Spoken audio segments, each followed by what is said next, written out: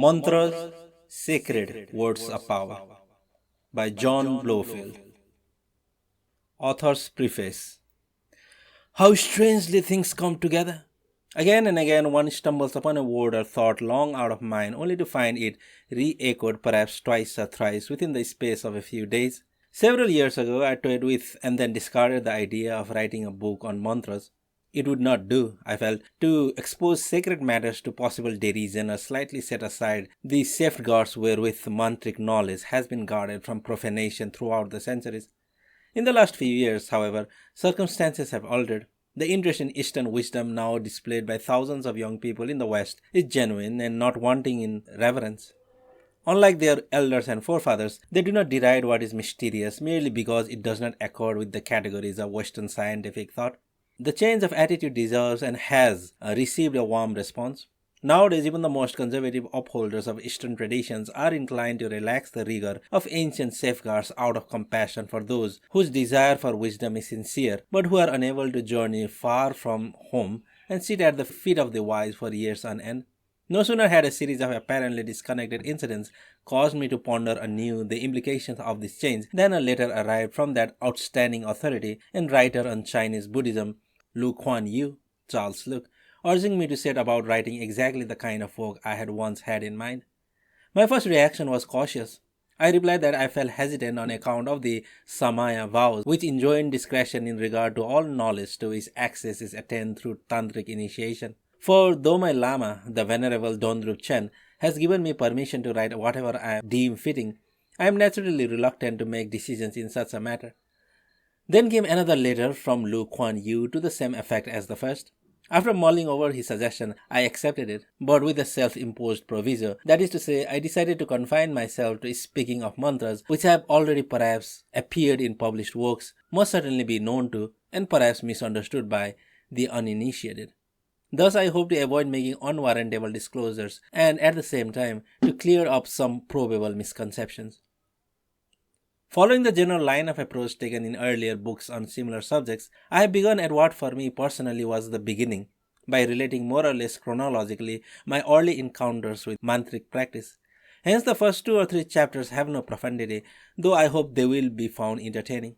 Readers who hitherto have equated mantras with magic spells or mumbo-jumbo will find that this was nearly my own position at the start, although faith in the wisdom of my Chinese friends prevented me from closing my mind against what might seem to me nonsense, even if they thought otherwise. I hope I shall succeed in kindling a reverence for mantric arts and belief in their validity just as my own were kindled step by step. I should like to stress that I happened upon mantras rather than came upon them by design. Although my interest in them, once aroused, was perfectly sincere, I made no search for mantric knowledge, and what I acquired of it was incidental to my quest for yogas whereby enlightenment might be achieved, of which mantras sometimes form a part. I have been exceedingly fortunate in meeting men of wisdom and true sanctity, both Chinese and Tibetan, many of them well versed in mantric lore, but I am very far from having achieved a mastery of the subject. That I have dared to write about it is not because I know so much, but because many others, lacking in my opportunities, may be presumed to know even less. To this day, as the reader will discover toward the end, there are aspects of mantras that remain as mysterious to me as ever. In my own mind, I divide mantras into 3 categories, which I feel able to speak with some slight authority only on the first. Number 1. Mantras used in yogic contemplation which are marvelous but not miraculous. Number 2. Mantras with effects that are seemingly miraculous. Number 3. Mantras which, if the claims made for them are valid, must provisionally be deemed to operate miraculously, at least until the manner of their operation is better understood. Most of what follows the 2 or 3 introductory chapters concerns yogic contemplation. Though this may be thought the least spectacular aspect of mantras, it alone is of ultimate importance. I am grateful to Kuan Yin for his encouragement, to the Lama Anagarika Govinda for a letter that, taken in conjunction with his published writings, solved several problems for me, to my good friend Gerald York for information about the Hindu theory of mantric power, as well as about several Western practices analogous to the use of mantras, and to Dom Sylvester Hodard of Pringnash Abbey for the voluminous scholarly notes from which I called my references to the Jesus Prayer and the smooth Jat of the Sufis. John Blofeld, The House of Wind and Cloud. Chapter 1. A Forest of Recluses. It was like a dream. Within the white chamber, though the candle rays reflected by the chalices and ritual implements assembled upon the altar glittered like silver fire, and though the painted mandala of deities rising behind it contained every imaginable hue, the prevailing light was pale gold. The color of rice straw matting that ran from wall to wall, its immaculate surface broken only by the low, square blackwood altar and the rows of bronze-colored meditation cushions. The cushions were now occupied. But for the motion of their lips and of their breathing, the white-robed figures resembled statues. So profound was the tranquility conjured up by the deep-toned syllables that, regulated by the drum's majestic rhythm, welled sonorously from their lips. Lomaku Sicilia Jipikia nan salaba tatageta nan ang bilaji makasa geala sata sarate talai bidamani sanjanjiani talamachi sidagria talang soha. Presently I came to know that not one of the devotees, though their minds responded to the enchantment without fail, knew the meaning of the syllables whose sound was more inspiring than a solemn paean. The language was not their native Cantonese, nor, despite having been transmitted to the teacher by his master in Japan, was it Japanese, nor yet medieval Chinese, though the mantra had reached Japan from China 1,000 years before, nor was it Sanskrit, but rather Sanskrit modified down the centuries and by a whole series of transitions. Strangely, none of this mattered, for the syllables of a mantra, even should they happen to be intelligible, owe nothing of their power to meaning at the level of conceptual thought. Here was the beginning of a mystery to which I was thenceforth to devote almost lifelong attention. Now, after 4 decades, I cannot truly say that I have solved it. When, as a youth, I first set out for China, sudden illness compelled me to disembark at Hong Kong. Their circumstances led to my remaining for a year or more, cultivating the friendship of a group of conservatively minded Chinese who fondly clung to the ancient wisdom and traditions of their race. Among them was a physician of the old school, a pale-faced scholar in his early 30s, who, disdaining Western fashions, wore a skull cap of stiff black satin topped by a scarlet bauble and, in summer, a thin white silken gown that was ankle-length and had a high upstanding collar.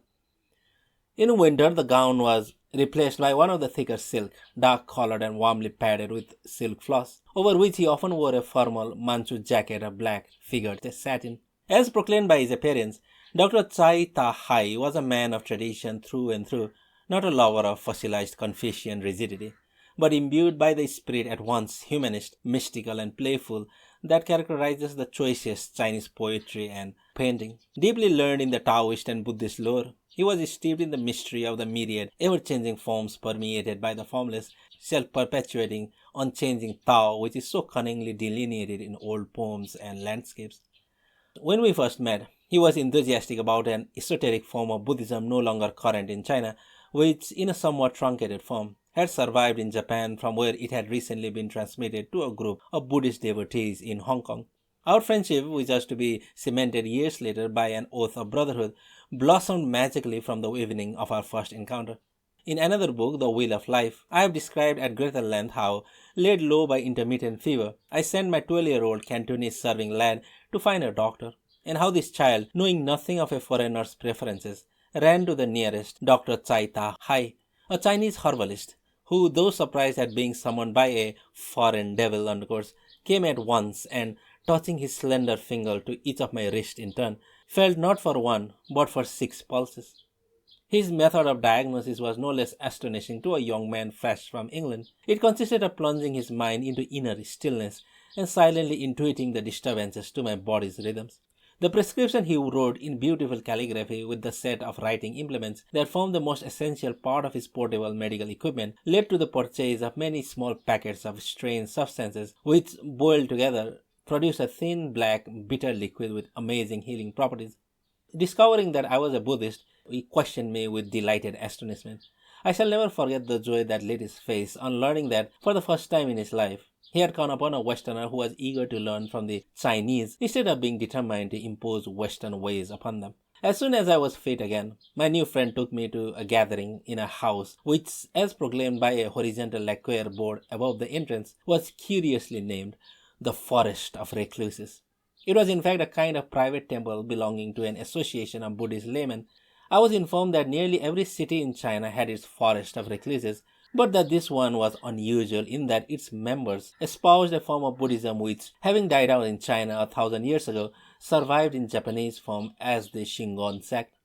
The resident teacher, Lai Fa Shi, Dharma Master Lai, after passing some years in the retreat on Mount Koya, not very far from Kyoto, had returned from Japan to instruct his fellow Chinese in what remained of the secret lore that had prevailed among their ancestors in the days when the esoteric sect Mi Chung still flourished. Shingon, like its Tibetan counterpart, the Vajrayana or Mantrayana, safeguards its yogic secrets from profanation by confining instruction to initiates. It was by the special courtesy of Tahai's friends that the English youth, John, as they called me, was permitted to attend or even participate in the rites, though lacking as yet even a preliminary initiation. The kindness of those people was beyond belief. Standing upon a slight eminence near Causeway Bay in what was then a partly rural area, the Forest of Recluses was an ordinary-looking house, more Western than Chinese in style. Most of its rooms, to which were attached broad glazed verandas, were like those to be found in many middle-class Hong Kong dwellings of that period. But on the upper floor was the beautiful chamber I have described, always fragrant with the scent of sandalwood incense. Behind the altar, with its elaborate set of silver furnishings, rose several painted panels, of which the Sadhvas seated in the center and on the petals of a lotus. These and the figures on the subsidiary panels were wrought in bright fresh colors and markedly similar in style to the exquisite frescoes one sees upon the walls of ancient Buddhist cave temples in China, India, and Ceylon. The likeness was not confined to the arrangement, postures, and symbolism, but arose chiefly from the sublime expressions and airy delicacy of the figures. Those borne upon clouds seemed truly ethereal, and those with wings to be truly flying. Iconographically, the central panel closely resembled one form of the Tibetan mandala. Seated in the center of the lotus was Vajrayana Buddha. Four other meditation Buddhas depicting wisdom, compassion, energies occupied the petals corresponding to the main compass points, and four bodhisattvas were seated on the alternating petals. Struck by the beauty of this arrangement, I had as yet no notion of its esoteric significance. Thinking back to it, I cannot doubt the common ancestry of the Japanese Shingon and the Tibetan Vajrayana sects, although the former preserves only a small part of that heritage. As a newcomer, drawn to China by admiration of the beauty and wisdom I had gleaned from Weili's and Obata's translations of Chinese poetry and from rather similar sources, I was eager to enjoy whatever experiences my Chinese friends had to offer. So I fell in easily with their ways, doing uncritically whatever they suggested and leaving understanding to dawn later. 1 or 2 evenings a week, we would assemble on an enclosed veranda adjoining the shrine room, the others dressed in Chinese gowns worn over loose silk trousers, myself in the suits I had brought from England, of which the trousers proved woefully unsuited to sitting cross-legged on a cushion for the duration of the rites. Soon I began coming to the house with a pair of silk trousers wrapped in a parcel so that I could change into them when, before entering the shrine room, we exchanged gowns or jackets for robes of plain white cloth with huge winged sleeves. After a month or so, I went one better by arriving dressed in Chinese clothes, although in those days it took real courage for an Englishman to wear native dress undergoes in a British colony. It meant being heartily despised by most of one's own countrymen and arousing a good deal of politely concealed amusement among the large number of Chinese who supposed that progress lay in blind aping of militarily powerful Western nations. But I was content with the approbation of Tahai and his friends.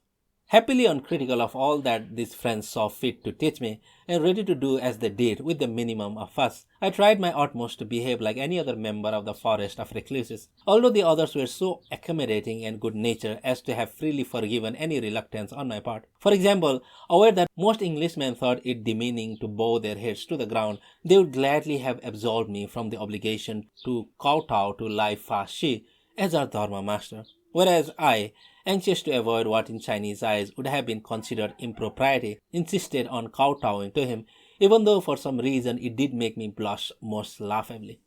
This description of my attitude at that time has its importance in relation to what I now have to say of mantras. The point being that I took every aspect of those elaborate Shingon rites for granted, being moved by their beauty and confident that they must have a deep symbolic meaning that would become apparent in due course.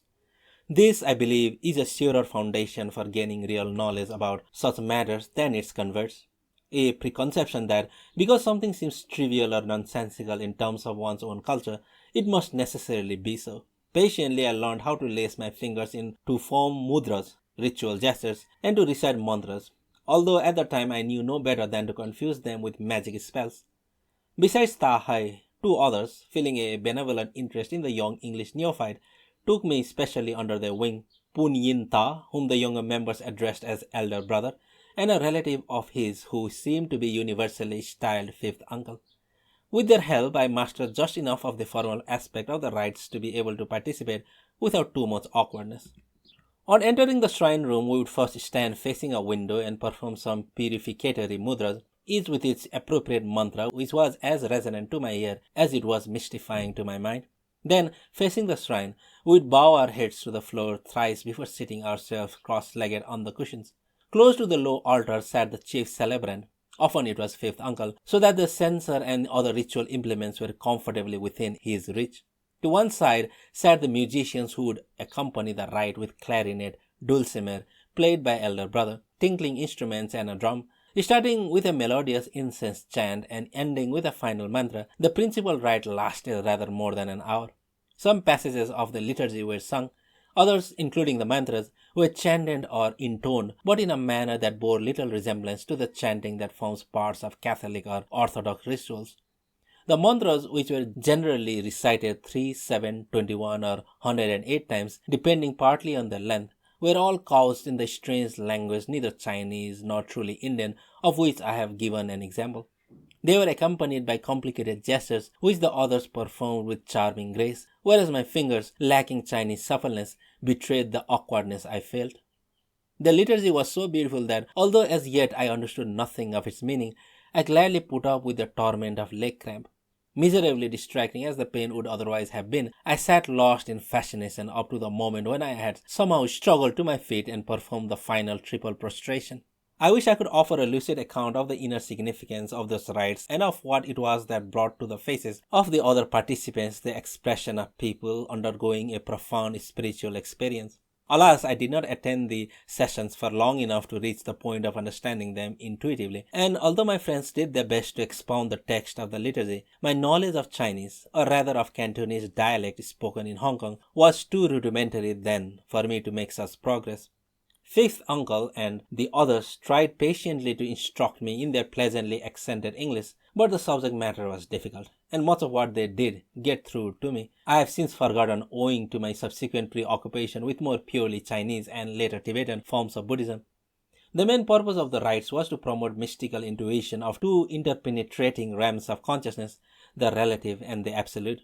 The mantras and mudras were part of the means whereby the external rites aroused deep intuitive experience of the mysteries they symbolized. However, some vague inkling of the power of mantras was conveyed to me by the recitation 108 times of a single syllable, brong. At a certain point in the liturgy, the drum would be struck repeatedly, and at each stroke, we'd utter a deep-voiced brong. What the word means and how it would be pronounced in pure Sanskrit, I do not know, but the effect of participating in its rhythmic recitation was extraordinary. Brong, brong, brong. While those 108 cries reverberated, a preternatural stillness fell. My mind, now totally oblivious of the leg pains, soared upwards and entered a state of blissful serenity. This transition, which my consciousness was destined to undergo in greater or in lesser measure in response to other mantras, is something to be understood only from experience. It can never be captured in words. At the time, it was so novel and, in a way, so shattering that the return to a normal state of consciousness brought with it something of the terror one would feel on stepping back from the brink of a measureless void. None of the other mantras we recited at those sessions produced a marked effect on me. So I came to attribute the magic not to the mantra, but to the drum beats, a misconception that was not cleared up until many years later. Whenever I questioned him about the meaning, purpose, or operation of mantras, Tahai, who spoke scarcely any English, left it to fifth uncle to explain. We had already had one conversation on the subject which had gone something like this. Uncle, during the Fa, there are some parts which I think are called Cho mantras. The way of reciting them is so strange and even the language doesn't sound a bit like Chinese. It wouldn't be Japanese, would it? Smiling broadly, eyes crinkled with amusement. He thought a moment and then brought out some such outrageous word as Hong Kanza Ching Shang Kez. Whereat, after looking puzzled for a moment, everyone within hearing burst out laughing. What in the world does that mean? I asked. Ha ha! It means sounds you hear are Hong Kong Cantonese way of speaking. Master Lai's Cantonese Japanese reading of Chinese words write down thousands of years ago so we can know what sounds Indian monks make when use Sanskrit mantras. Maybe ghosts of Indian monks surprised if they come here to listen to us now. Maybe not recognize one word. Eh? John? As it happens, Uncle's little joke embodied an important principle to which I have given much thought while preparing to write a book. It has so often been represented even by knowledgeable people that a mantra's effectiveness depends on the vibrations it arouses and therefore on an exceedingly accurate enunciation. Were that truly so, Sanskrit mantras uttered by Chinese, Tibetans or Japanese could scarcely ever be effective, for the sounds they make are often unrecognizable as Sanskrit. Thus, swaha in Sanskrit becomes soha in Chinese and Tibetan, sawaka in Japanese. Similarly, om becomes om, and even ong or ang in various languages and dialects, and it remains marvelously effective when the mental conditions governing the use of mantric symbols are properly observed. It follows that one must accept the Lama Govinda's assertion to the effect that the real power of mantras resides less in their sound than in the mind of the mantra wielder. This is undoubtedly wholly true of mantras used in the course of yogic contemplation, although it is just possibly less true of mantras used for certain other purposes. The next time I spoke to Fifth Uncle on the subject, it was to ask a question those ignorant of the operation of mantras are apt to ask with a good deal of scorn. Uncle, how can words that have no meaning, even for the person who utters them, be of any use at all, let alone assist his spiritual progress? One surely cannot suppose that supernatural agencies respond only to those who address them in a particular language. This time he did not smile. Groping for a way of expressing his thought in English, he replied earnestly, Words with meaning just good for ordinary use. Not much power and get in your way like rocks upsetting a boat. Words with much power not show out real meaning. Best forget meaning and keep mind free. I doubt if I understood him properly at the time, but now I know that he sought to convey something of the profound mystery that lies at the very heart of the matter. For the time being, I had to continue taking the wisdom of my friend's belief in the efficacy of mantras on trust. This I did all the more willingly after chancing to discover that Fifth Uncle, far from relying on blind faith or hearsay, was in his way an expert. By the use of rites involving mantras, he had gained an extraordinary victory over one of the most formidable demons known to man.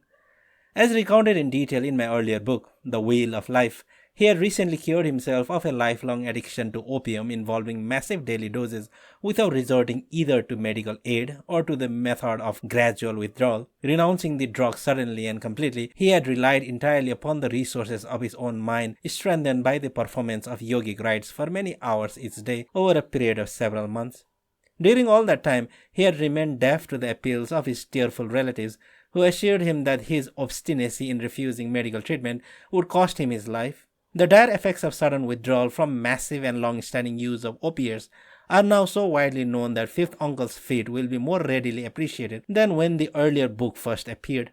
Especially in the case of elderly people, those effects, unless mitigated by clinical treatment, generally prove fatal.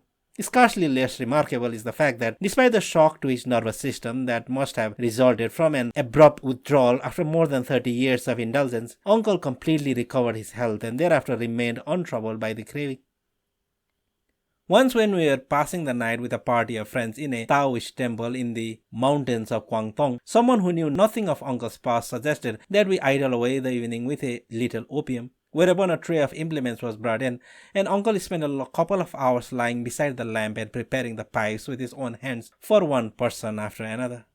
There he lay smiling benignly as the smoke clouds with their once seductive aroma rolled above the couch, perfectly at ease with his fingers told the simple prong upon which peal after peal of opium was held bubbling above the lamp. He chatted of this and that, serenely unmoved by what for others in his situation must have been a temptation far more excruciating than that suffered by a reformed alcoholic serving at a bar with no one to say him nay.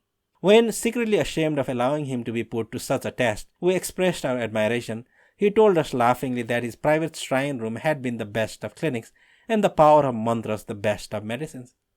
To return to those earlier conversations about mantras, there came a time when my Western trained mind balked at accepting the notion that meaningless words can be imbued with power. The more I thought about those passages of liturgy recited in corrupt Sanskrit, the more I came to feel they must involve a large element of self-delusion. Then, one evening, the mantric recitations in the shrine room left me in a strange, exalted state that could not be wholly attributed to the sensuous spell wrought by the eerie music, sonorous chanting, and odor of sandalwood incense. As usual, some of us lingered on the veranda after the rite, chatting quietly. Noticing my air of elation, someone remarked approvingly, "Ah, John is beginning to find his way." The others smiled, but I said, "I wonder, the rites are intended to help us reach a state in which we gain some perception of the mind's true nature, mind that is not yours or mine, but the play of limitless Tao. Just now it seemed to be so, but it may have been just the effect of so much beauty and of being carried away by the serenity of the people all around me." Gently they questioned me further, and somehow I happened to blurt out the opinion that mantras and mudras could do no more than add a pleasing sense of mystery to the rite.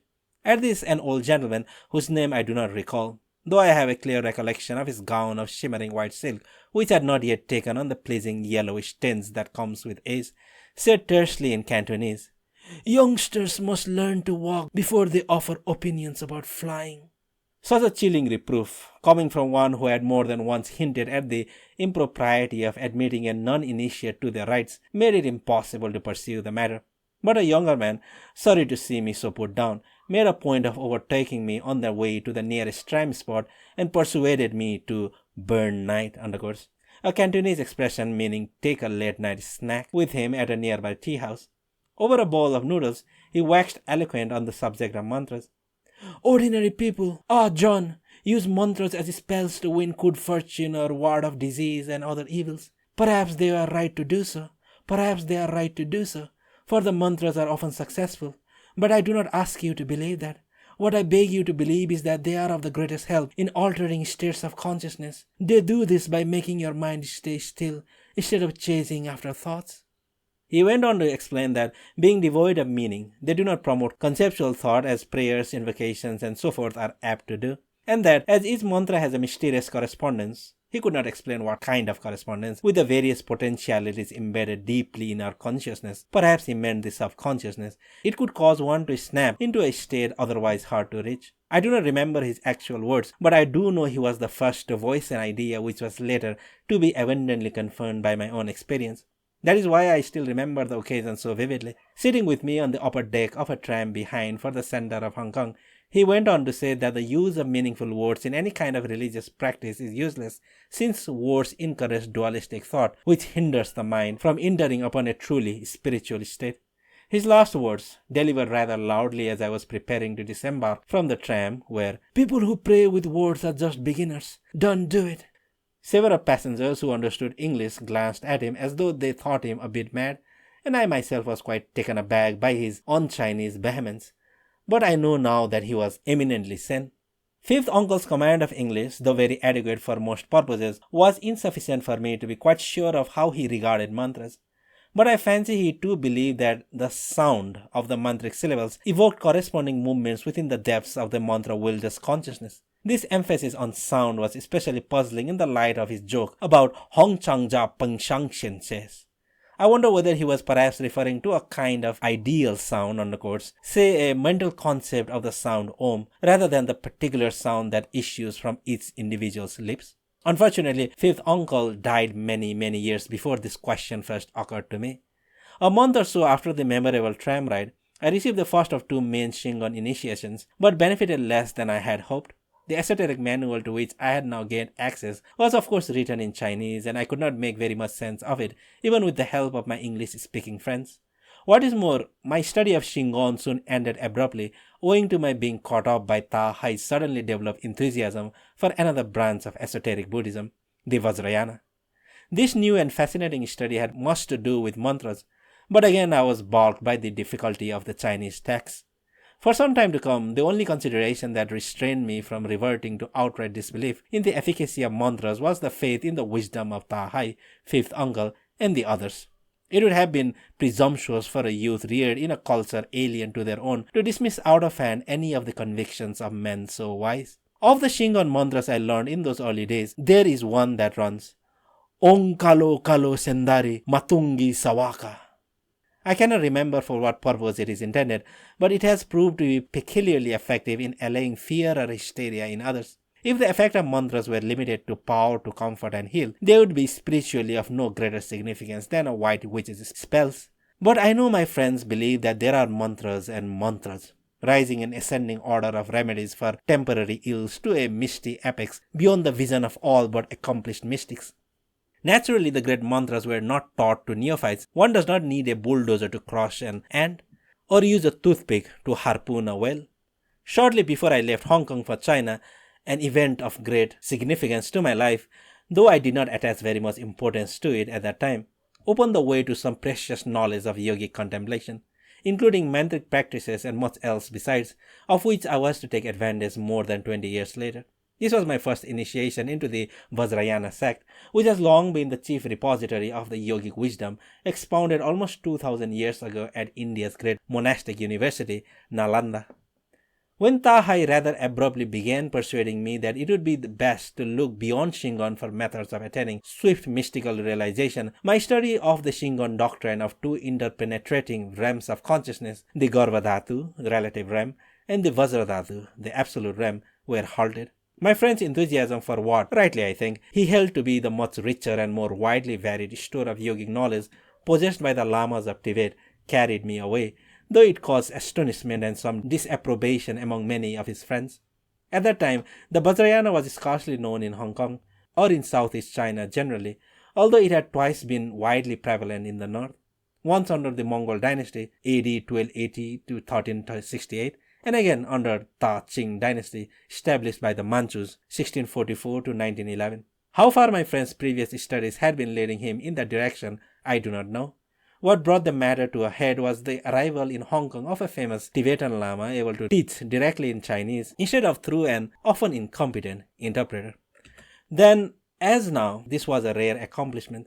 Yielding to a Tahai persuasion, the Lama agreed to stay in Hong Kong long enough to instruct a group of Chinese laymen who, being already well versed in the Buddhist doctrine and yogic practice, could soon be made ready for a comprehensive initiation that would empower them to perform the yogas he taught even after his departure for Lhasa. Once again, thanks to Tahai's warm-hearted sponsorship, the English youth Ah John was accepted into a circle of mystics, although far from qualified for that honor.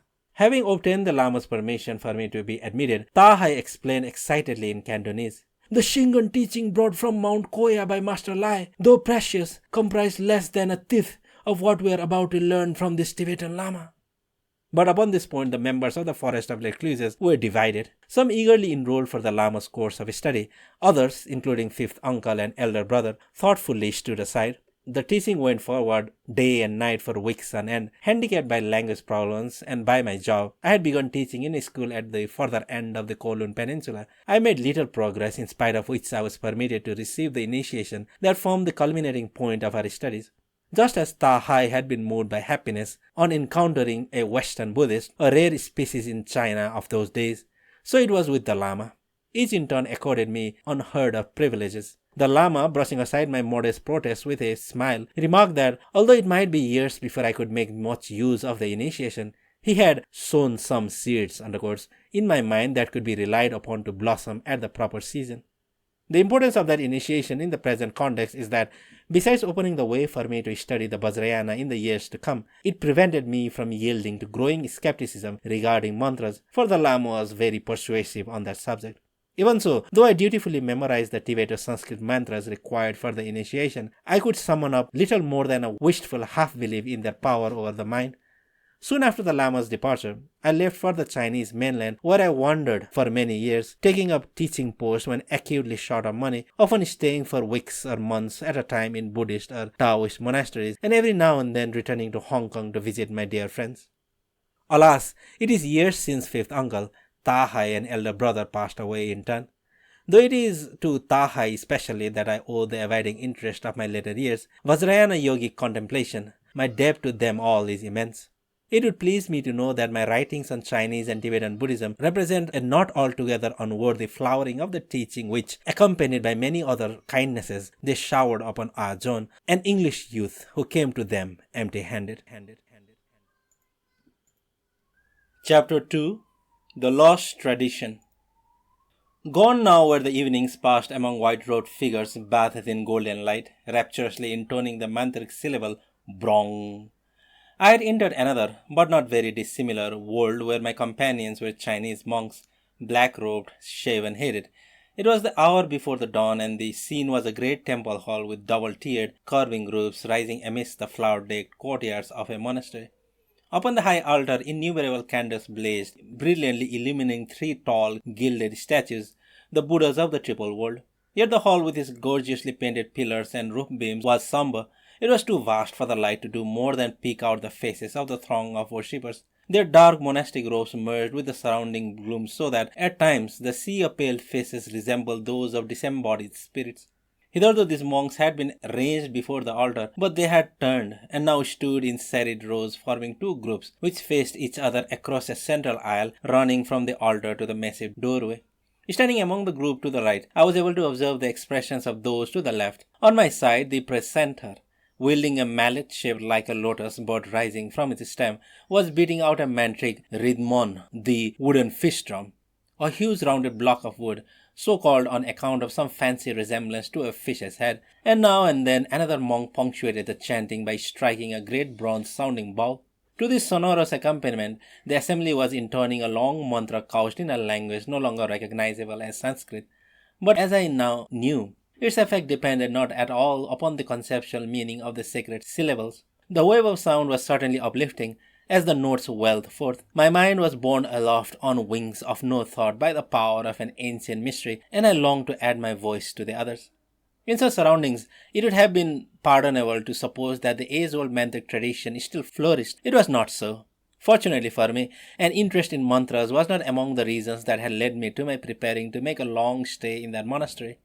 I had come to China in search of whatever venerable ways of life survived the onslaught of innovations from the strident West, and I was eager to acquire something of value to my spiritual development.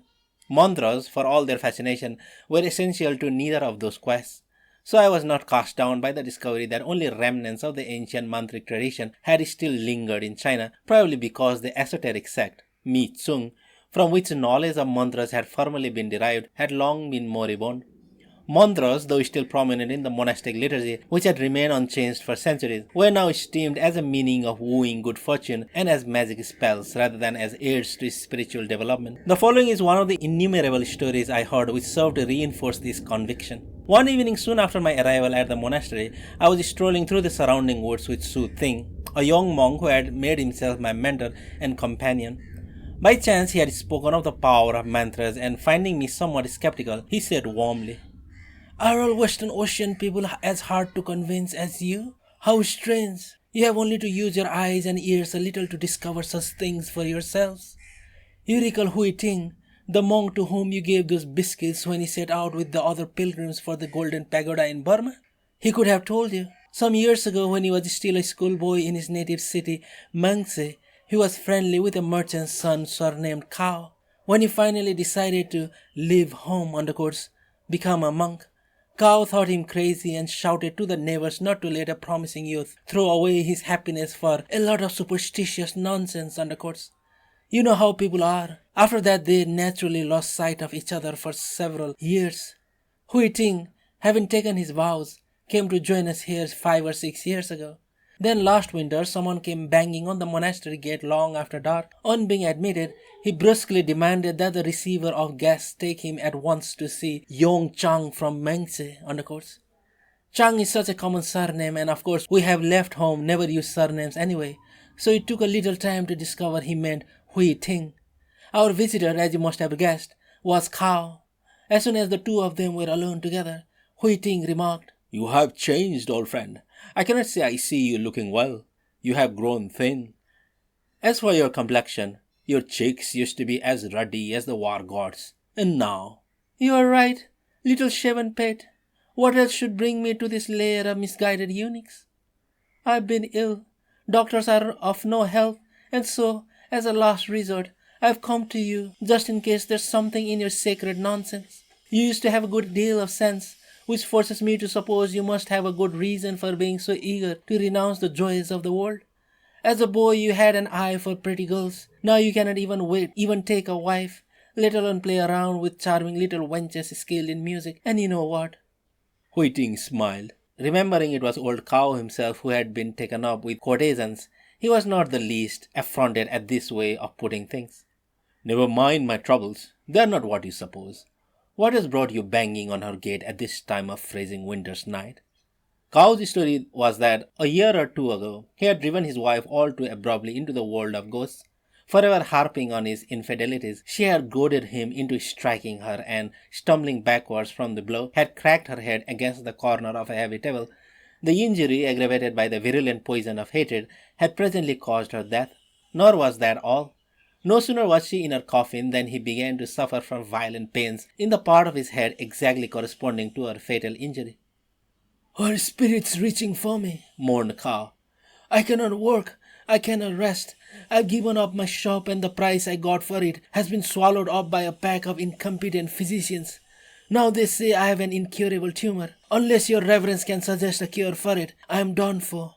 Death in itself would not be too bad, but imagine having to face that malevolent ghost in the spirit world. Being no doctor, Hui Ting was at sevens and eights. He wanted to help, but how? His only skill lies in meditation. All he could think of was to form a powerful aspiration for his friend's well-being and invoke the healing Buddha. This proved unexpectedly effective. Passing into a state of stillness, he presently opened his eyes and, as he did so, heard a voice coming from his lips which said, Go back to Mengzi. Get up before dawn each day, wrap yourself against the cold and go to sit by the pool in the compound of the temple of the compassionate Kuan Yin in the eastern precinct of the city. Keeping your gaze upon the water, recite the mantra I shall teach you some thousands of times each morning. The first signs of success will be the appearance of ripples upon the water as though a stone had been cast therein, and a lessening of your pain. If you concentrate rightly, these ripples, aroused by your mind, will become more pronounced each day. Continue thus until the merciful one manifests herself by rising from the center of the concentric ripples. When that happens, salute her humbly and depart. There will be no need to go again. Cow did as the voice had commanded. Within a few days his pain grew less intense, and although he once caught cold from sitting patiently by the pool during the light snowstorm, he persisted until the mantric syllables proceeding effortlessly from his mind caused circular ripples as predicted. On the 15th day of the second moon, he saw a white fish leap from amidst the ripples, and remaining in the air for the space of 3 gong strokes, manifest itself as a radiant figure clad in headdress and robes of pure white, though not larger than a newborn infant. Bowing to the earth 3 times, Cow ran joyfully home. The cure was complete, and now every year he comes here on the compassionate Kuan Yin's birthday to take part in the celebrations and make offerings to our fraternity. Su Ting assured me that the ripples on the lake and the appearance of the compassionate Bodhisattva in miniature form were objective phenomena evoked by the mantra in conjunction with the powerful concentration of Cow's mind. Though unconvinced, I did not wholly reject the possibility of Su Ting's being right. Now I am sure he was, for mantras pronounced with deep sincerity unlock creative mental powers of which we are not normally aware. Even so, the story exemplifies Chinese preoccupation with the aspect of mantras that is of but secondary importance. Stories of this kind naturally made me doubly curious about the mantras that formed part of the monastic liturgy used throughout China, regardless of whether a particular monastery happened to be of the Chan, Zen sect, the Qing Tu, Pure Land sect, or any other. It proved hard to obtain much information on the subject. The senior monks to whom I went for guidance generally turned aside my questions by expatiating on the excellence of certain devotional formulas which, though not unlike mantras in effect, belong to a different category of sacred utterance, as will be seen. Whereas mantras are called Chou in Chinese, the devotional formulas are known as Nien, which corresponds to the Sanskrit Japa. Both induce a contemplative state of mind that is free from dualistic thought, but outwardly they differ widely. For whereas mantras arouse a response directly within the devotee's own mind, Nien formulas are ostensibly appeals for a divine response from without. However, this difference holds good only at the level of relative truth. There being no division in the ultimate sense between inside and the outside in such matters, for our minds and mind are recognized by all accomplished yogins to be one. Indeed, the highest purpose of yogic endeavor is to achieve a direct experience of the unity of minds and mind. Though Christian and Sufi mystics conceive of this experience as attaining union between man and God, and though Buddhist and Taoist adepts think of it as realizing a state of union with the ultimate source, which, from the first, has never ceased to be, there are but conceptual differences with no ultimate validity. Within the fold of Buddhism, the use of Nien formulas very superficially resemble a theistic approach, whereas the other approaches, including that in which mantras are used, are more obviously free from theism. Yet in essence and in result, they are the same. An account of the liturgical use of both mantras and Nien formulas follows. Daily before sunrise, the community in every Chinese Buddhist monastery was summoned to the shrine hall by the resonant clang of a gong-like sheet of bronze alternating with the thunder of a gigantic drum. Assembling before the gleaming statues of the Buddhas of the Triple World, which were sometimes so lofty that the carven features and enigmatic smiles betokening mind-born bliss were lost in shadow, the monks would thrice prostrate themselves, their movements governed by the notes of a silver chime. They would arise a solemn incense hymn as a prelude to rites wherein three main strands were woven: chants of blessing and aspiration, the closest Buddhist equivalent to prayer, the recitation of mantras, and the utterance of devotional Nien formulas addressed to Amitabha, embodiment of wisdom's light, or to Avalokitesvara, Kuan Yin, embodiment of supreme compassion. One truly formidable mantra composed of some 3,000 syllables took close on 30 minutes to recite, though the rhythm beaten out upon the wooden fish drum was brisk rather than slow. Such liturgical mantras were uttered in a manner too monotonous to be called song, yet more tuneful and varied than what can properly be called chanting. Though it must have originated in India, the tune was no longer recognizable as Indian. Every monk could recite the entire liturgy by heart, and although the mantric sections contained no intelligible meaning, I could see from the expressions of those standing across the aisle that they inspired rapture. True, there were always a handful of monks suffering from coughs or colds, and some fidgety young novices who looked as if they were longing for the rite to end. But most of the assembly stood motionless, eyes half closed, and bliss lit largely upon their faces. I, too, felt invaded and uplifted by the stream of solemn sound, wishing I could take part. Daunted by the difficulty of memorizing it, I never learned the longest of the mantras, but most of the others I managed to commit to memory, including the 415-syllable Ta Pei Cho, mantra of great compassion, which, upon certain occasions, was repeated 21 or even 108 times in succession. There was one old monk who, in response to my question about the source of the calm serenity inspired by mantras, replied that it was their sound, which in some mysterious way enabled the mind to grasp its hidden affinity with the Tao, the source of being. But the answer struck me as too vague. I was still inclined then to suppose that the effect was akin to hypnosis and owed more to the rhythm of the wooden fish drum and the melodious clang of the great bronze-sounding bowl than to the mantras themselves. Even so, I was able to recognize the superiority of mantric utterance to prayer, for prayers convey a conceptual meaning and by evoking thought, mar the stillness of the adept's mind. One's mind cannot attain a calm, untroubled state reflecting the serenity of the source for as long as it dwells on such dualisms as I, the worshipper, he, the worshipped. Prayer is at best an elementary form of mystical communion. As for prayers that contain petitions, what can be more unspiritual and self-seeking than to pray for victory, a particular state of weather or good fortune that can be attained only at the expense of others? That I still confused the operation of mantras with something akin to hypnotic power was not surprising. Westerners trained to question, analyze, investigate are thereby hindered from spontaneously achieving mystical ecstasy. As to the other components of the Chinese Buddhist liturgy, by far the most interesting was the recitation of devotional formulas, Nien Fu practice, although I also enjoyed the chants of blessing and aspiration on account of the richness of their imagery.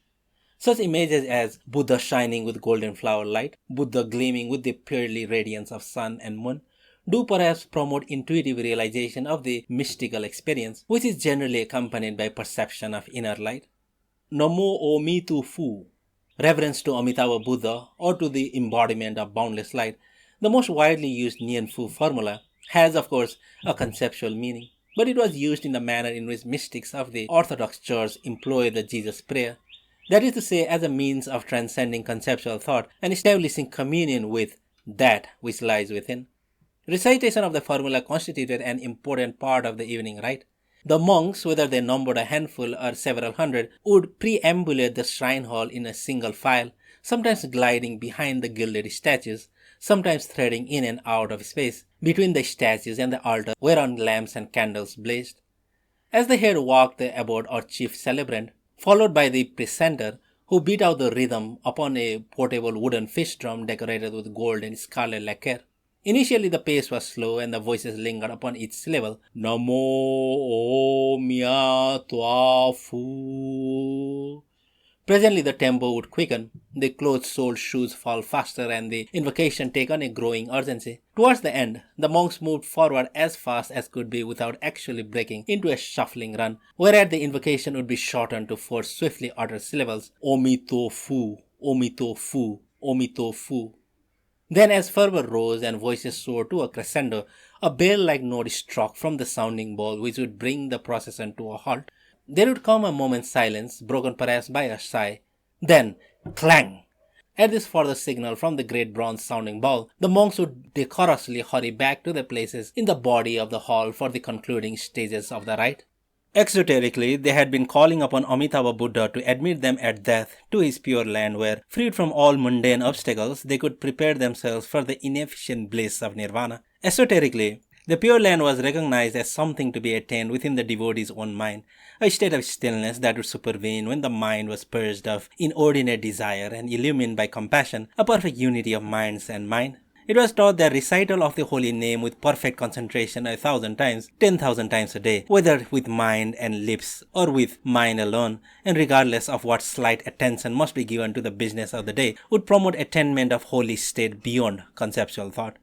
The consciousness, freed from crippling distinctions between thinker and thinking and object of thought, would expand and take on the vastness and sublimity of the ultimate source, Amitabha, recognized as pure mind, the Tao, Nirvana. Naturally, I was ignorant of the inner meaning of the Pure Land doctrine in those early days. The monks in their wisdom refrained from expounding such subtle doctrines to novices, and I had no Tahai or fifth uncle to whisper shortcuts to understanding into my ear. It is best, moreover, to leave such life-giving knowledge to dawn on itself. Nevertheless, I had already managed to grasp that the Nien practice followed during the evening rite was not essentially different from the morning practice of reciting mantras. Both involved the use of words in a manner that transcended meaning. Having dreamt of China from afar since soon after reaching my 11th year, I was eager to see more and more of what was for me a magic land. My restless journeying took me to innumerable Buddhist and Taoist sanctuaries, some of them large monasteries, others small and rarely visited temples. The sites had been chosen with a loving regard for nature's charms. One would come upon curving roofs tilted with green, blue, or yellow porcelain rising like those of a fairy palace from amidst groves of cedar or clumps of feathery bamboo. Sometimes their crimson or magenta walls could be seen clinging to a rocky ledge perched high above a foaming torrent, or an elegant pagoda be discerned upon the crest of a lakeside eminence, its 11 or 13 stories mirrored on the surface of the water. Beauty upon beauty. The imposing gateways of the sanctuaries form the threshold to a world of mystery. The very kitchens and washrooms, even the sheds concealing the latrine pits, would have upon some wall or pillar a slip of scarlet paper inscribed with a mantra appropriate to cooking, washing, or emptying one's bowels, precious reminders of the sanctity of every action, every object, not excluding that which fills the undiscerning with disgust. Thus the monks were exhorted to make no less use of the time spent on chores and ablutions than of the hours they passed in the meditation hall. Complete negation of the ego, conscious union with the source of being, is a task so hard to accomplish within one lifetime that not a moment may be wasted. For if the opportunity is missed, who knows how many lifetimes must elapse before the conditions needed for further progress are encountered? Such at least were the thoughts that had originally inspired the posting up of mantras in such unlikely places. But long familiarity had dulled their message. It is doubtful whether as many as one monk in 10 or 20 actually recited a mantra as he squatted above the cesspit. I regret now having failed to inquire why certain mantras in particular were deemed appropriate to ablution or defecation. The answer might have shed some light on the question as to why a whole series of different mantras are needed to suit varieties of circumstance, whereas one Nien formula is thought entirely sufficient for use in all contingencies. There were special mantras for use at mealtimes. The monks, having entered the refectory, would stand in silence while one of their number made an offering to the wandering spirits believed to throng invisibly about us. Lifting a few grains of rice with his chopsticks, he would lay them upon a squared stone pillar graven in the form of a lotus that stood in the adjoining courtyard. So doing, he would recite a mantra and mentally convert the offering into a great feast. Though unconvinced then of the existence of those invisible throngs, I admired the practice, taking it as a daily reminder of the Buddhist duty of compassion to every kind of sentient being, and of the yogic truth that nothing is ever what it seems, and the apparent solidity of objects being illusory, visible and invisible being equally real or unreal. Most beautiful and mysterious of all the monastic rites was the one used to appease the hunger of the fiery mouths, or tantalize spirits of one's avaricious men. When a death occurred, it was the custom for the relatives of the deceased to perform various charitable acts wherewith to build up his stock of merit and thus exercise a benign influence on the conditions of his next existence. This generally included the free distribution of some sacred text as the Diamond Sutra and holding of a banquet for the fiery mouths. For this rite, the chief officiant, clad in a robe of crimson and gold and wearing the 5-petaled lotus hat of a bodhisattva, would sit at the head of a long narrow table with his assistants ranged on stools to either side and equipped with such accessories as liturgical books, drums, bells, and ritual implements. The table was so placed that he faced a courtyard spacious enough to accommodate the host of invisible guests, fiery mouths with gullets thin as stalks of grass, and monstrous pot bellies who had but to take a grain of rice or sip of water for it to turn immediately into searing flame, unless this sustenance was ritually transformed into amrita, nectar, for their comfort. As the rite proceeded, the officiant's fingers would flutter through a series of mudras as graceful as the gestures of an Indian dancer. Meanwhile, he would intone a stream of mantric syllables punctuated by the tapping of a wooden fish drum and the tinkle of a ritual bell. True adepts at this task could produce waves of thrillingly melodious sound. Words cannot portray either the beauty of this rite or the melancholy and awe it kindled in the hearts of the bystanders. The lovely gestures and eerie song with its antique cadences so worked upon the senses that it was easy to visualize the throng of tormented spirits and, as it were, hear, their doleful cries as they waited in agonized suspense for the amrita that would appease their thirst and hunger. One did not have to believe firmly in those invisible presences to be moved by the drama of the rite, for the world abounds with hungry and destitute beings, human, animal, and perhaps members of invisible orders, direly in need of the compassion that blossoms in the mind as yogic experience unfolds.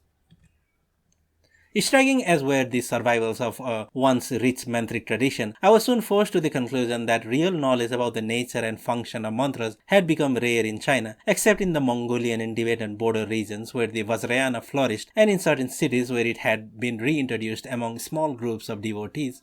The prevalence of mantras in the monastic liturgy followed by the Chant, Zen, and Pure Land sects alike was a curious and perhaps fortuitous survival from the days when the defunct esoteric sect had flourished. Probably the liturgy had been devised in a form acceptable to all sects at a time when the esoteric sect still held its own among the others, the idea being that all approaches to yogic wisdom should be encouraged. Chinese monasteries being strongholds of tradition, no one had thought to revise the liturgy, but it was rare to meet a monk able to expound mantric lore. Having lost sight of the sublimer aspects, most monks were content to regard mantras in the light of magic spells, useful for alleviating illnesses and transforming offerings to spirits, but of no direct concern to those engaged in the supreme task of attaining mystical realization. For every Dharma master prepared to discourse even briefly on mantras, there were scores who preferred to talk about the marvelous fruits of Nien practice or of Chant contemplative methods. The serenity experienced during the recitation of the liturgical mantras was real enough, but I feel sure that they had been retained more out of respect for tradition than because careful thought was still given to their value as aids to yogic progress. Naturally, I was a good deal influenced by the ideas of my Chinese teachers and the monks with whom I used to spend weeks or months at a time, so I came to share their attitude to mantras and continue to attribute their effect on me to the sonorous rhythmic chanting rather than to the power of the mantric syllables themselves. But whenever I allowed it to be seen that I took the rites for the feeding spirits and fiery mouths as charming allegories intended to develop spontaneous compassion, the monks would chide my unbelief and ply me with what they certainly believed to be true accounts of the wonders wrought by mantras. Among these stories was one that made a lasting impression on me because, whether true or not, it seemed to hint at what might be the real source of mantric power, if indeed such power existed. I do not remember the name of the Dharma master who was the chief protagonist, but I shall call him Hong Kwang Fa Shi. The story ran as follows. Dharma master Wang Kong was so marvelously adept at performing rites for the benefit of fiery mouths and wandering spirits that bystanders would actually behold a throng of ghostly beings pressing about the table where, robed as a Bodhisattva, he sat melodiously intoning the sacred words, hands flying, fingers twirling as the mudras emerged one into another. More than once he had been heard to say, "Among the denizens of all the universes of 10 directions, there are none so evil as to have forfeited the Buddha's immeasurable compassion. Those of you who fear for the well-being of your departed kinsfolk may whisper their names to me. Though they may be guilty of such unspeakable crimes as slaying and eating the flesh of their parents, I shall not fail them. Thus have I vowed before the face of the compassionate Buddha." Even the offspring of the devils may be moved by the filial piety, and so it came about that the sons and daughters of decapitated criminals and of other wretches who had died steeped in wickedness would come to this Dharma master in secret and implore his aid.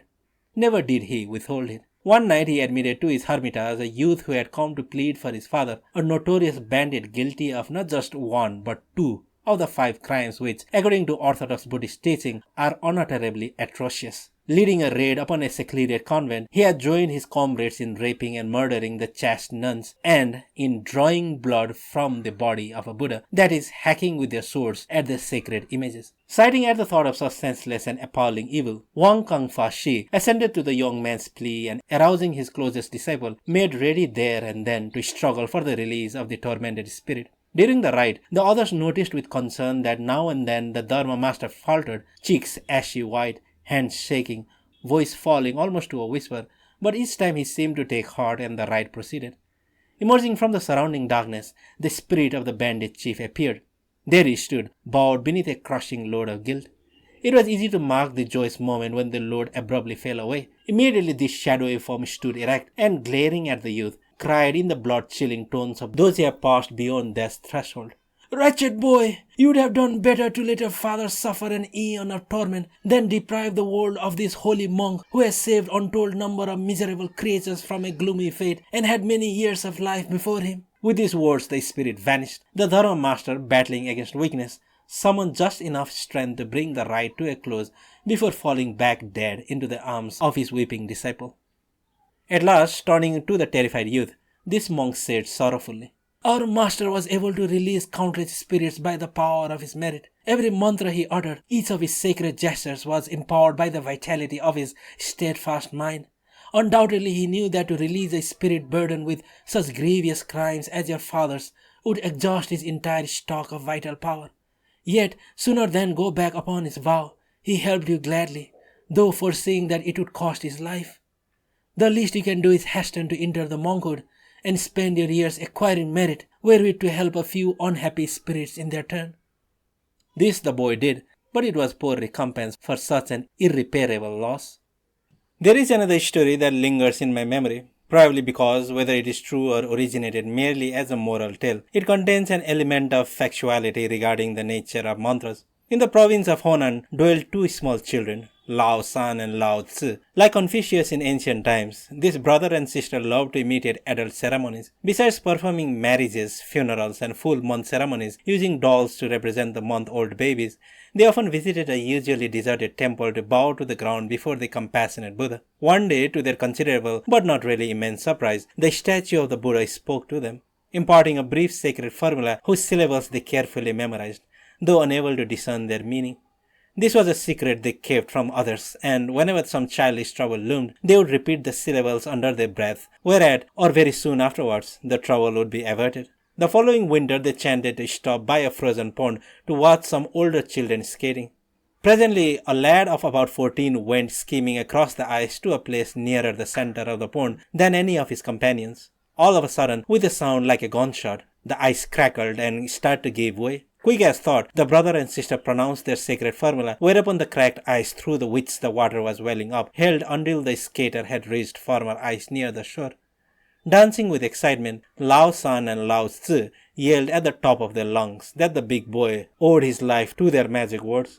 Half impressed, half scornful, the other children gathered round demanding an explanation. "What magic words?" cried one. twisting Lao San's arm till he screamed for mercy. Instinctively, the brother and sister knew what would happen if they revealed their secrets, but the pain was too great for a little boy to bear. Sobbing bitterly, he blotted out the secret formula. Naturally, the other children demanded a demonstration before setting their victims free. Alas, when applied to saving a stray dog from a volley of well-aimed stones, the mantra failed. Nor did it ever work for Lao and Lao Tzu again. The truth enshrined in this little story is that adepts of the Mantric art who boast of their accomplishment or seek to demonstrate it to others forfeit their powers. That is the most unfortunate, for recognition of this fact reinforces the natural modesty that comes with spiritual attainment, with the result that one can rarely witness, unless by chance, convincing demonstrations of mantric power.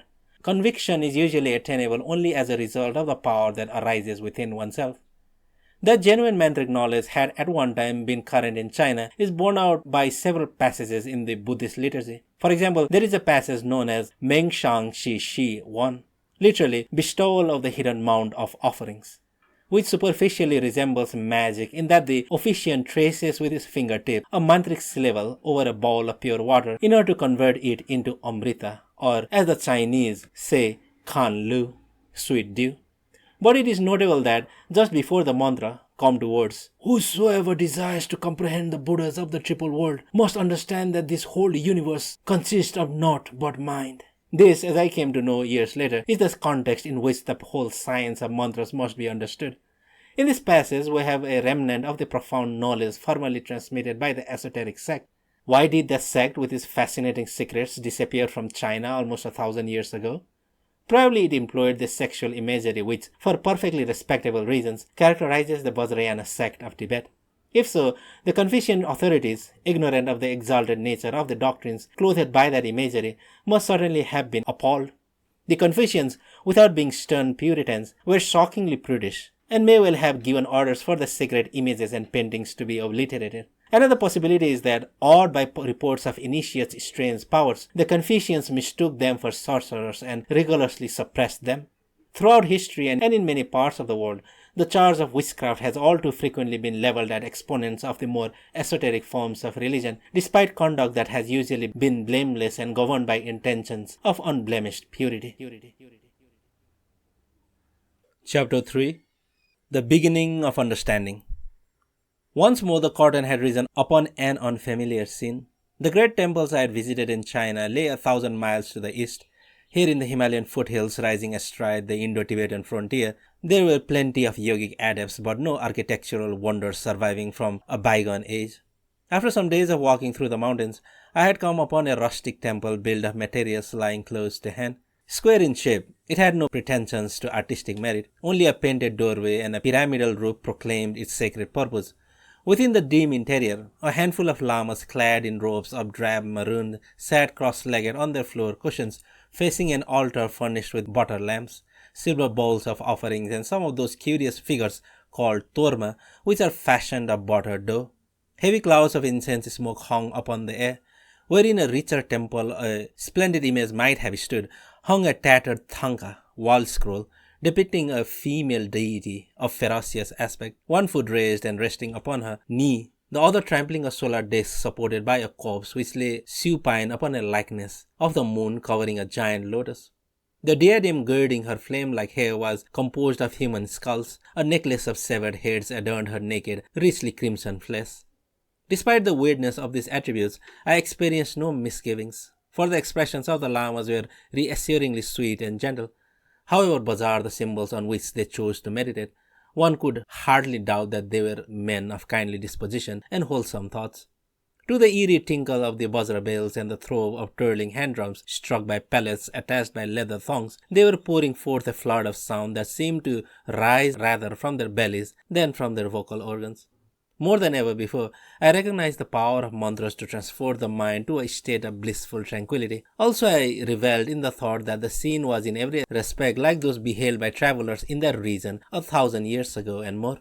Before I left China, the seeds implanted in my mind by the Tibetan Lama in Hong Kong had been watered now and then, for I had often stayed in Tibetan-style monasteries in the remoter provinces, but it was not until after 1948, the year in which I had sadly bade adieu to the country I loved so well, that I established close contact with Tibetan Lamas and began to gain a real insight into the magic world of the Vajrayana. In the decade or so that followed, I paid several protracted visits to the Himalayan foothills, to lovely Gangtok and the torrent-girt mountain monastery of Tashing Ding in Sikkim, and to those hill towns within the borders of India to which so many outstanding lamas had fled during or after the Chinese advance on Lhasa. Tibetans are in many ways a thoroughly down-to-earth people. In others, they are like beings from another age. So rich their satisfaction in simple things, so spontaneous their laughter, and so abiding their joy and faith in the Cho, the sacred dharma. Though as impoverished exiles, they were often shabbily dressed and lacked the colorful paraphernalia that had lent splendor to their ancient rituals, their rites remained inspiring. The roll and clash of cymbals, the elemental power of the sacred melody, the thrilling rhythms of the chants, and the enraptured expressions that played upon the faces of the celebrants. One could see that their minds had soared into a timeless realm full of joy and mystery. Presently, I gained a new insight into the nature of mantras as manifestations of Shabda, sacred sound. They have qualities in common with Tibetan religious music, which in turn echoes the voice of the wind in high places, the roar of mountain torrents, and the clash of thunder. Some of the treasures of mind to be discovered in awe-inspiring Himalayan region have been described in 3 of my earlier books: The Wheel of Life, The Way of Power, Beyond the Gods, George Allen and Unwin. Here I shall write particularly of what pertains to mantras.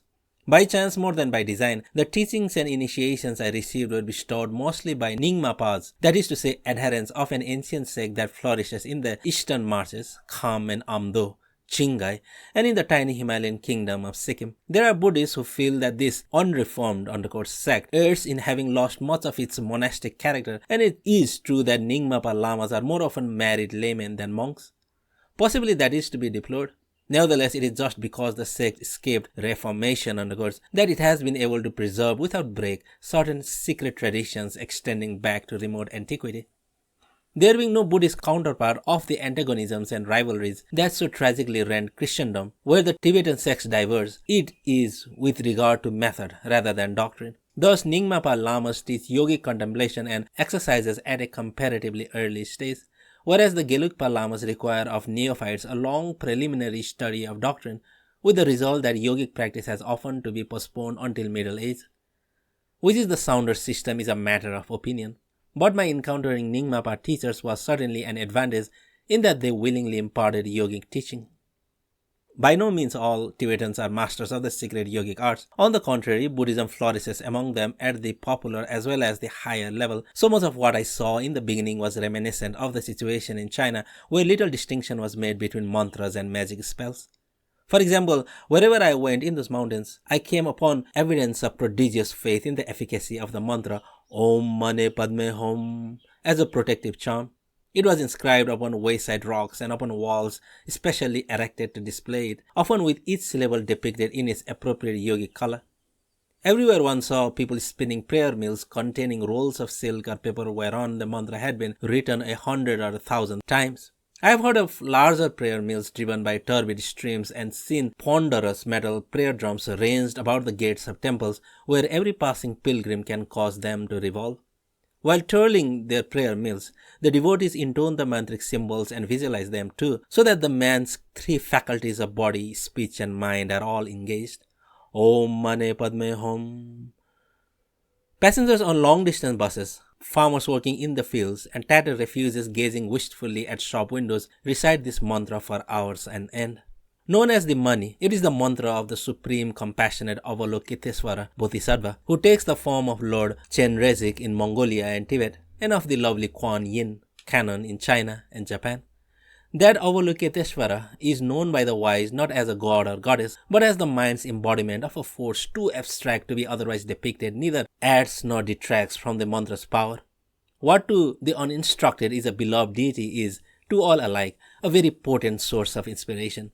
For Avalokitesvara, whether regarded as a self-existing celestial being or as a mental creation of the devotee, personifies the tremendous force of compassion impartially bestowed on all sentient beings alike. Nor is the difference in sex between the 2 manifestations significant, for the sexual attributes of bodhisattvas are wholly matters of convention.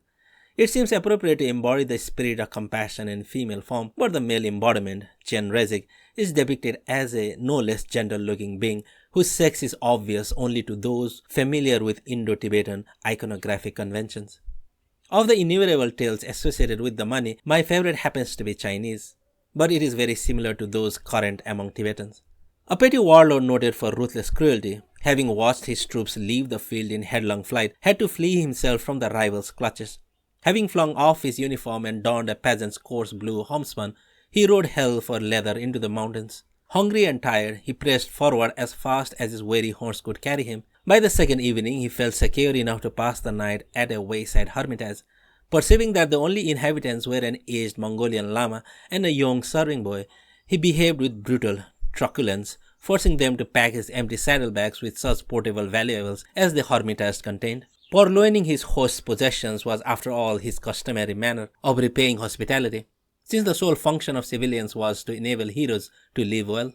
The monk's cells being small and comfortless, he ordered them to place a couch for him in the shrine hall, and there, undisturbed by the light of 2 votive candles illumining a statue of the compassionate Kuan Yin, he fell into a fitful sleep.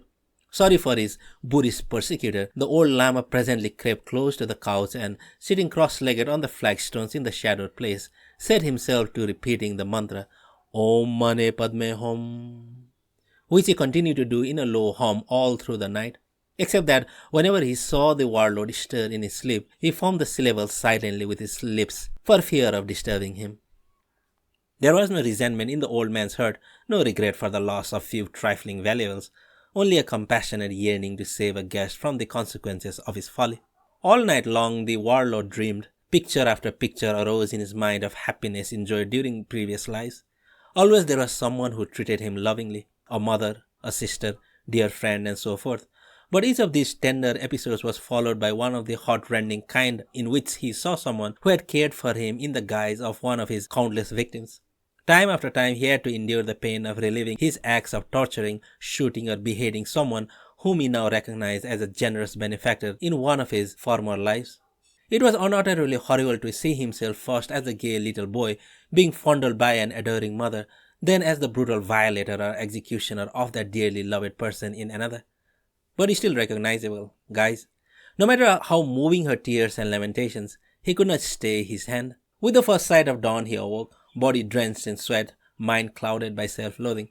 Down to his knees he fell before the statue of the compassionate Kuan Yin and beat his head on the flagstones in a frenzy of remorse.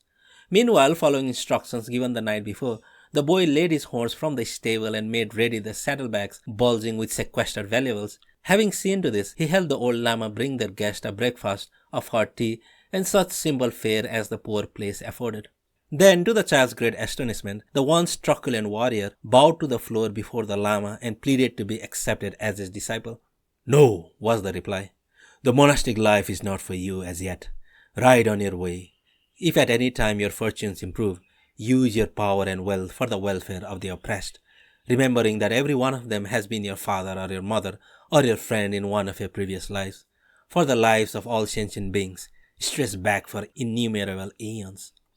Startled by the close connection between these words and his recent nightmare, the warlord implored the lama to give him something to hold by in the years to come, whereupon the old man answered, "There is nothing in the universe stronger than the power of compassion. Hold only to that. Should your efforts sometimes falter owing to your load of evil karma, let the words of Kuan Yin's mantra, Om Mane Padme Hum, be the seal of your pact never to give rein again to cruelty or avarice." So the warlord, after shamefacedly restoring the loot, departed. It is said that years later, some of his old subordinates came upon him earning his rice as a muleteer employed by a community of monks dwelling in a remote monastery on Wu Tai's southern peak. By non-initiates, the money is often used as a protective charm against all manner of misfortune, whether one's own or another's. It is uttered sharply at moments of anger, gently intoned with comforting someone in affliction, and endlessly recited mentally or aloud by those who seek rebirth in the Pure Land. Countless Tibetans die with the money upon their lips. There are also many special applications of the mantra. Recently, Mr. Lu Kuan Yu wrote to me of its remedial use in dealing with repeated hallucinations and similar psychic ills. The sufferer should make it a daily practice to sit facing a bowl of water and wholeheartedly invoking Avalokiteshvara, gaze at it fixedly for a while, meanwhile reciting the money. When a lotus is seen rising from the water, a cure is assured. I myself was enabled to recover in the space of one evening from an illness that beset me during a week-long ride through the mountains in North China. Having tumbled from my mule and been assisted to the nearest inn, I recovered consciousness to discover a Mongolian lama seated by my bed, softly intoning Om Mani Padme Hum. Marvelously soothed, I felt fatigue and illness fall away, and the following morning set out feeling as fit as on the first day of the journey. It could be argued that the mantra's effect in such circumstances is purely psychological. Indeed, that is true, but in a sense that is not altogether simple. The energy of compassion personified by Avalokiteshvara is real and resides at a deep level of one's consciousness. It is present in everyone, however heavily overlaid by ego-born hindrances, and is stirred by the syllables, especially when they are pronounced with deep aspiration for another's weal. For some reason, this energy is more easily evoked than similar energies for which there are other mantras. Hence the mani's wide popularity among those who have not received this yogic training on which the effectiveness of those others depends. The mani can also be used at higher levels of practice, and not a few learned lamas hold it to be the mantra or mantras entirely sufficient in itself, provided one knows the yogic means of using it effectively. Despite appearances, no magical operation is involved. The mantra, besides having a psychic affinity to an element embedded within the user's consciousness and to an identical element in the psyche of those upon whom it is employed, derives enormous force from the cumulative power of the sacred associations with which it has been invested by the minds of countless people during the course of centuries. In relating what follows about some of the yogic uses of the mani, I am anticipating somewhat so as to keep nearly all that is said about this mantra in one place. According to Mahayana doctrine as interpreted by the Vajrayana sect, the supreme energy welling forth from the ultimate source, and hence from the depths of the adept's own consciousness, has two aspects: the wisdom of sacred realization and the wisdom of compassion. The latter is often personified by Amitabha Buddha, of whom Avalokiteshvara is recognized as a divine emanation. Of Avalokiteshvara Bodhisattvas innumerable forms, the one most frequently contemplated is that of a beneficent four-armed deity, pure white in color, two hands clasping a jewel placed palm to palm in the gesture of prayer, two hands upraised to right and left, of which one clasps a string of crystal beads symbolic of contemplation, the other a lotus signifying spiritual perfection. Successful contemplation does not, however, require careful reflection upon the symbolism. That there are profound yogic reasons for the deity's form, posture, gestures, colors, and attributes is taken for granted by those who recognize that the contemplative tradition evolved in Nalanda centuries ago and maintained in Tibet until today contains nothing that is merely fanciful or arbitrary. Except at the start of yogic practice, little thought is given to the matter. Because dwelling upon interpretation of the symbolism is apt to be distracting, what is needed is to allow the symbols to act directly upon a deeper level of consciousness. The Bodhisattva's loving Kuan Yin canon form, familiar to all lovers of Chinese and Japanese art, is similarly a product of yogic intuition. But artists unaware that Kuan Yin is a meditation deity and not a goddess may have introduced fanciful details not to be found in paintings or statues, especially intended as supports to contemplation. By those with some knowledge of yogic contemplative methods, or those who are able to imbue the compassionate one's form with power arising from the association it arouses in their minds, the mani may be used at any time without special preparation. Its recitation by adepts is generally accompanied by visualization of the deity's forms and of the syllables, each with its appropriate color. Simultaneously there arises in the adept's mind a deep yearning for the weal of sentient beings and a longing to experience compassion for them all. Compassion not just for those easy to love, such as friends, horses, elephants, and puppies, but also for such formerly repellent creatures as noxious insects, reptiles, soldiers, bandits, ghosts, and demons. At first, though unable to love them, one can at least sympathize with their sorrows and rejoice in their transient joys, seeing them as fellow beings doomed like oneself to wander from birth to birth, eon upon eon, until enlightenment is won. Former objects of the yogin's dislike, enmity or peculiar aversion must be given first place as recipients of the mani's power, the adept directing his mind towards them with all the love of which he is capable. Filled with sorrow for the burdens all must bear and the longing for universal happiness, he gazes upon the lovely features of the Bodhisattva, now radiantly visible to his inner eye, and recites over and over again, Om Mani Padme Hum. Or if he has learned it from a Tibetan teacher, Om Mani Padme Hum. The vowel U is similar to the first vowel in the English word woman. A is pronounced as in father, Padme, a contraction of Padme, sounds very much like Padme, P-A-Y-M-A-Y, except that the P comes rather close to being a B.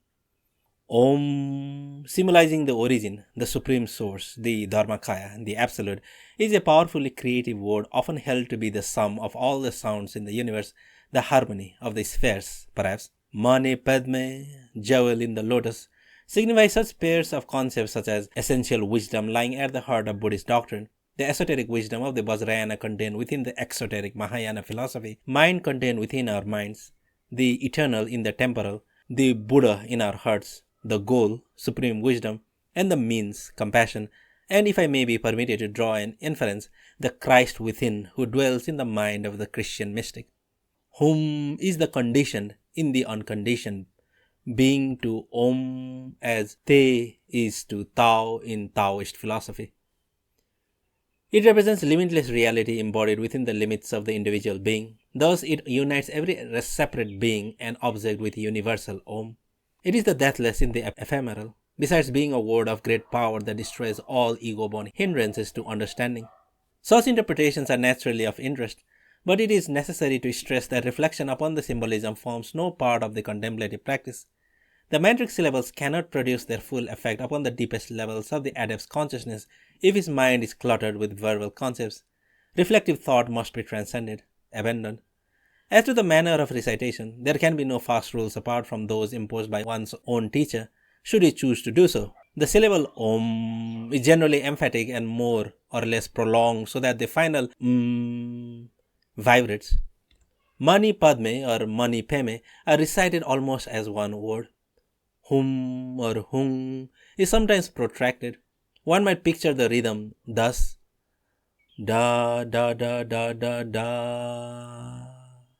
The mantra may be ordered in a monotone or with Om rather higher in pitch than the rest, or with the first high syllables low and the monotonous in pitch, but with the Hum pitched as high above the rest as So is above Do in the musical scale, in which case the diagram would be changed to da da da da da da. When the recitation comes to an end, the devotee allows the mental picture of the Bodhisattva to fade from his mind in accordance with whatever method he has been taught, then reflects with gratitude on the results, such as enhancement of his power to generate compassion and bestow it impartially, deeper and more sympathetic insight into the hearts of afflicted beings, or of some being or beings in particular, or alleviation of pain, sorrow, or mental confusion in the mind of the person to whom the adept's aspiration was directed. Before rising to his feet, he must be sure to perform the mental act of dedicating the merit resulting from his practice to the welfare of all beings, that being the essential conclusion to all yogic practices and rites. One popular method of employing the mani is to generate compassion towards all beings in the universe by directing the mind to each of the 6 states of existence in turn. Meanwhile, repeating the mantra very slowly, perhaps 21 or 108 times, in response to Om, white rays shine upon the world of devas, to Ma, green rays upon the realm of asuras, to Ni, yellow rays upon the human realm, to Pad, blue rays upon the realm of animals, to Me, red rays upon the realm of pretas, fiery mouths, to Hum, dark smoky rays upon the denizens of mind-created hell. The syllables are visualized as revolving slowly within the Bodhisattva's heart, each shedding its rays in the appropriate direction as it comes to the fore.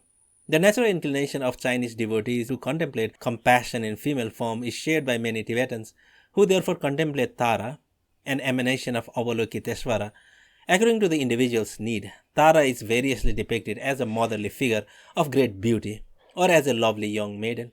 The method of contemplating her is similar to that used for contemplating other yidams, forms of the indwelling deity, as described in a later chapter. Here, returning to the popular use of mantras, I shall list those pertaining to the 21 forms in which Tara is invoked by those seeking protection from one or another calamity. They are the green Tara, source of other 20 emanations. Om Taritu Taritu Re Swaha. The Tara who averts disasters. Om Banja Tare Sarva Biganen Shindam Kuru Soha. The Tara who averts earthborn calamities. Om Tare Tu Tare Tore Mama Sarva Lam Lam Bhaya Shindham Kuru Soha. The Tara who averts destruction wrought by water. Om tare ture mama sarva bham bham jala bhaya shindam kuru soha. The Tara who averts destruction wrought by fire. Om tare ture mama sarva ram ram jala bhaya shindam kuru swaha. The Tara who averts destructions caused by wind. Om tare ture mama sarva yam yam jala bhaya shindam kuru soha. The Tara who increases wisdom. Om Ratna Tare Sarva Loka Jana Piteya Adara Dara Diri Diri Sheng Sheng Ja Jan Jia Na Bu Sheng Kuru Om. The Tara who averts heaven-born calamities. Om Tare Mama Sarva E Maha Hana Bhaya Shindam Kuru Swaha. The Tara who averts destructions caused by armies. Om Tare Ture Mama Sarva Dikshena Raksha Kuru Soha. The Tara who averts hell-born calamities. Om Tare Mama Sarva Ranja Dushen Rodha Shindam Kuru Soha. The Tara who averts evil caused by robbers. Om Tare Ture Sarva Jora Benda Driktam Soha. The Tara who increases power.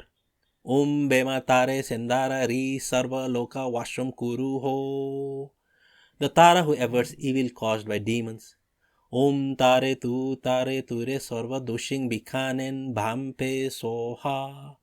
The Tara who averts evil affecting cattle.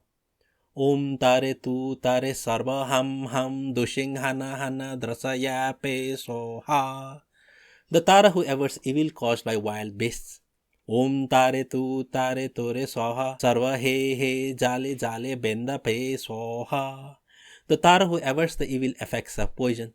Om Tare Sarva Diksha Jala Yaha Raha Ra Pe Soha. The Tara who subdues demons. Om Garma Tare Sarva Shadrum Biganin Mara Shena Ha Hi Ho Hung Binda Pe. The Tara who heals sickness. Om Tare Sarva Jara Sarva Dukhad Brasa Manaya Pe Soha. The Tara who bestows longevity. Om Tare Ture Braja Ayu Shei Soha. The Tara who bestows prosperity. Om Tare Ture Jombe Mohe Dana Meti Sri Soha. The wish fulfilling Tara. Om Tare Ture Sarva Atta Siddhi Kuru Soha. These 21 mantras have been transcribed in accordance with the Tibetan pronunciation. Final E's must be voiced. For example, Tare is pronounced as Tare. The syllable Soha represent the Sanskrit word Soha. Pe represents the Sanskrit Fat. And of course, represents Om.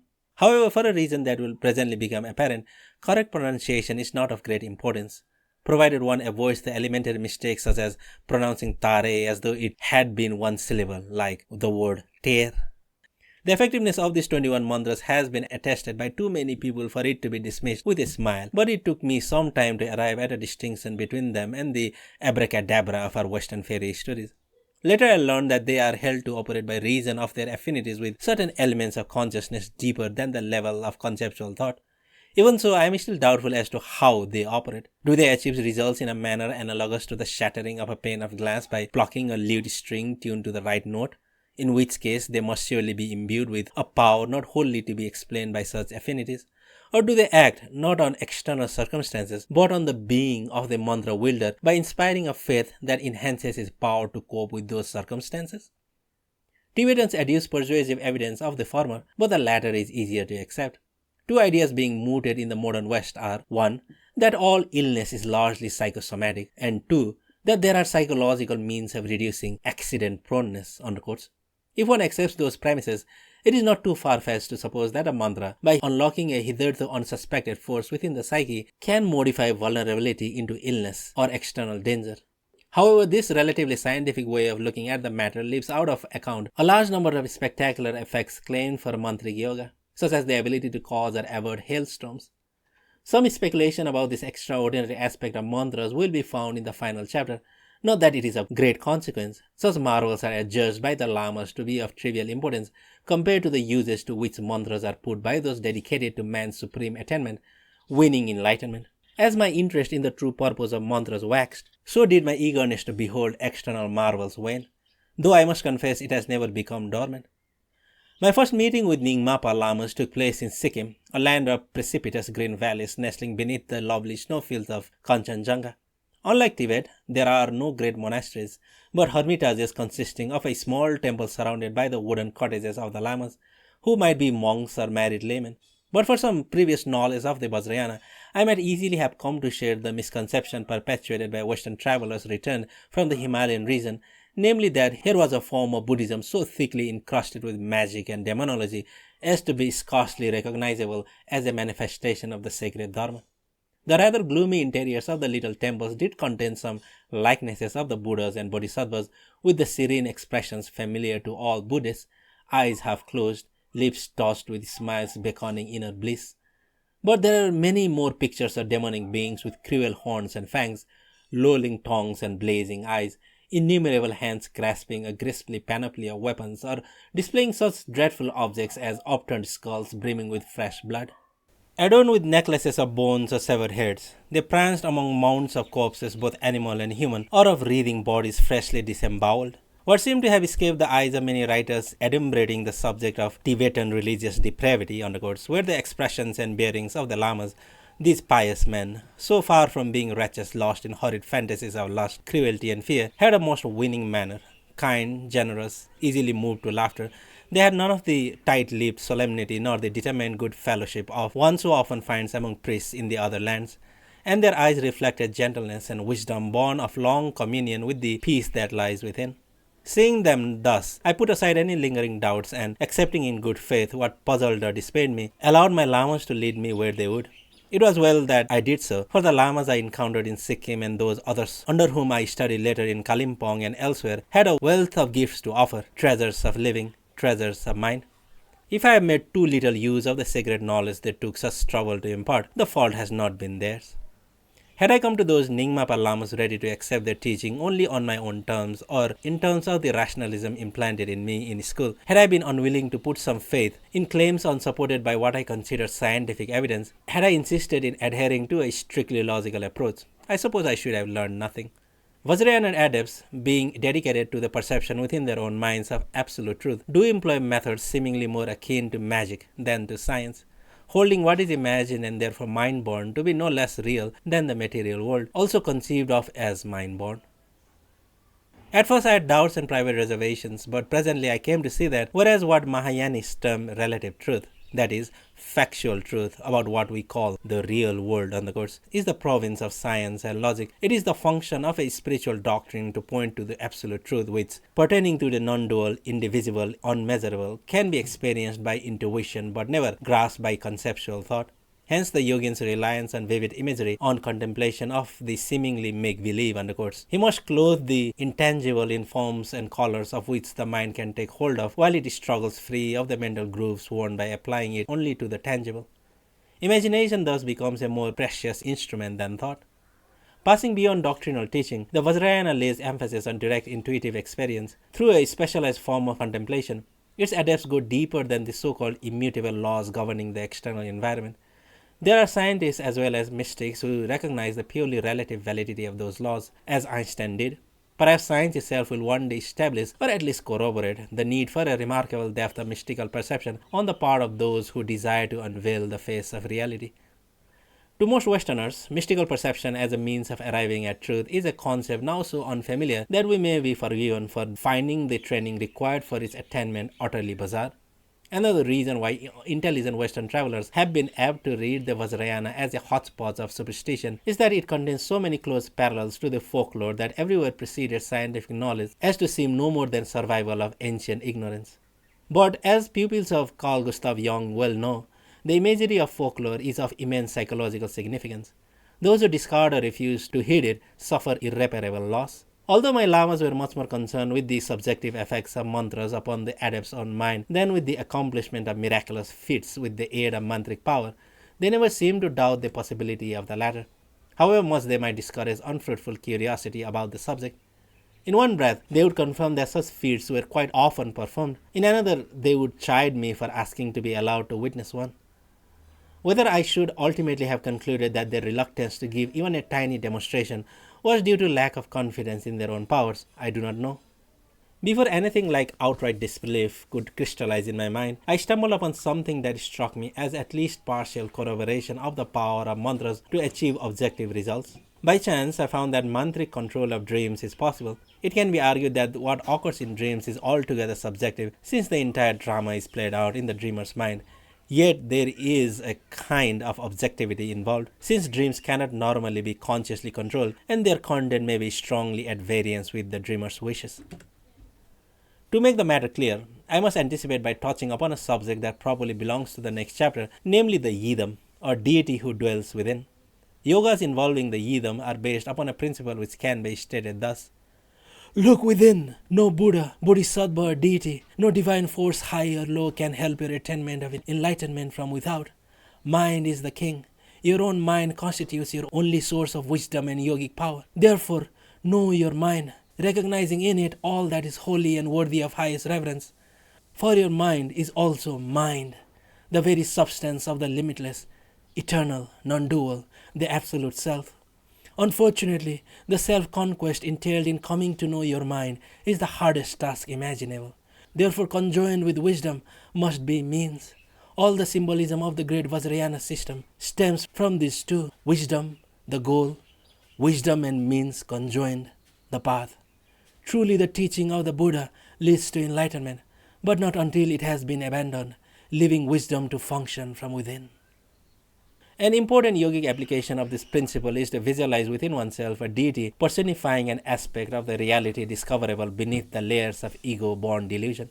This meditation deity is conceived of in whatever form one's lama deems well suited to the pupil's needs. It personifies the divine potentiality with which every creature is endowed, the essence of being to be found within each individual while yet transcending all individual bounds. Being non-dual, infinite, eternal.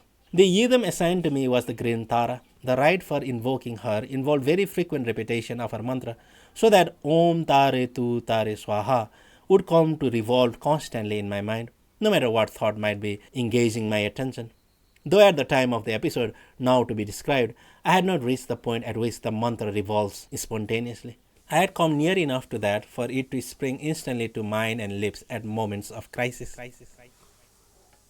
Since childhood, I have from time to time been visited by nightmares during which I may be menaced by implacable enemies or cower back as buildings all around me fall in flames beneath a hail of bombs, or see raging jets of fire shoot up as the ground in all directions trembles and gives way. Sometimes I find myself being escorted to a place of execution, a prey to such mournful thoughts as taking last leave of the rising sun, worrying as to how my children will bear the shame of their father's execution, or my youngest daughter manage without me.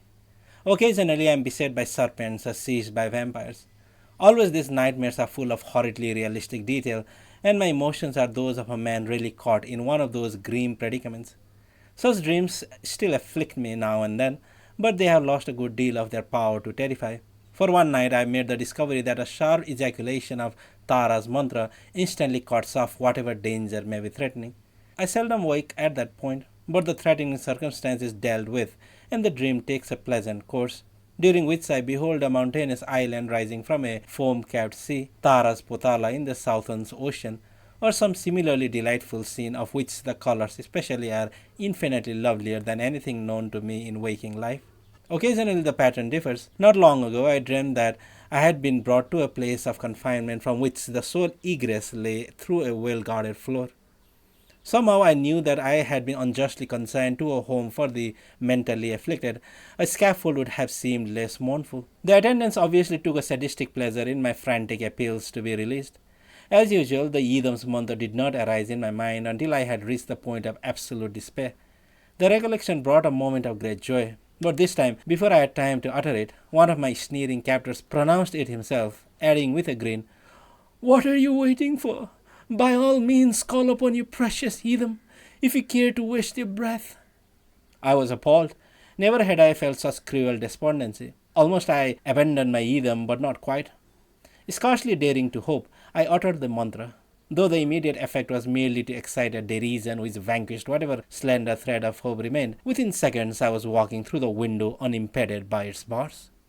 Some years before being visited by that dream, I had made another discovery that convinced me of the psychic effectiveness of my Yidam's mantra. A friend interested in the apparent similarity between yogic experience and the states induced by hallucinogens persuaded me to try mescaline. The drug's effect on me was terrifying, so much that I wonder if anyone has ever experienced a worse trip than mine. Fully aware of my surroundings and during the early stages, still able to talk, eat, and drink, I underwent a shattering disintegration accompanied by mental torment that was well nigh unendurable. I would have given anything in the world for a means to immediate relief, but it was a public holiday and we might have driven all over the city of Bangkok without finding a doctor who would treat a wound made by a rabid dog, let alone waste a moment on delivering a fool from the consequences of his own folly, or so I believed, though that in itself was probably a hallucination. For hours the agony continued, intensifying rather than abating. Quite literally, I longed to die. Quite literally, I longed to die. At last, in a spirit of total self-abandonment, I called piteously upon my Yidam, using of course her mantra. In a flash, the situation was transformed. Horror gave place to bliss of the same high order of intensity. I shall relate one more experience of a different kind, except that my Yidam's mantra again played its part. In itself, the incident would be too trivial to be worth relating, were it not that, for the first time, the mantra produced an effect that was wholly external to myself. Boasting of yogic power is not only impious but a sure way of losing it. However, in this case, no boasting is involved, for the result, being unintentional, reflects no special skill on my part, but only the power of the mantra itself. I had come to spend a few days with a friend who had in his apartment in Hong Kong an ancient and lovely statue of Green Tara. Before going to bed, I asked for incense and a bowl of water for use in a brief rite which one of my lamas had ordered for me to perform every day of my life without fail. My friend, whom I had known since meeting him at the Forest of Recluses when both of us were very young, was a deeply erudite Buddhist scholar but not well acquainted with the Vajrayana. Out of curiosity, he asked if he might present while I performed the rite, and to this I most willingly assented. So we sat together side by side on cushions placed before the shrine wherein he had placed his green Tara image. As usual, I lighted incense sticks and then proceeded with what was intended to be a purely mental transformation of the bowl of water into an ocean of the liquid that symbolizes wisdom. To my knowledge, nothing unexpected occurred, but when we had risen from our final prostrations, my friend, without much surprise, quietly remarked that during my mantric recitation, the water in the bowl had turned green, Tara's color. The mantra had never had that effect before, nor was it intended to achieve any kind of physical transformation on the water. Undoubtedly, the phenomena resulted from the conjunction of the mantra's power and that residing in the antique statue. As my thoughts had been turned inwards and I had not been looking at the water in the bowl, I cannot say whether it actually turned green or did so only in the mind of my friend. In either case, the effect was external in that the mantra I uttered caused something to happen outside myself. The incident had a certain influence on my ability to credit stories of much more spectacular mantric happenings. Trifling though it was of the same order as those spectacular events in which I had found it so difficult to believe.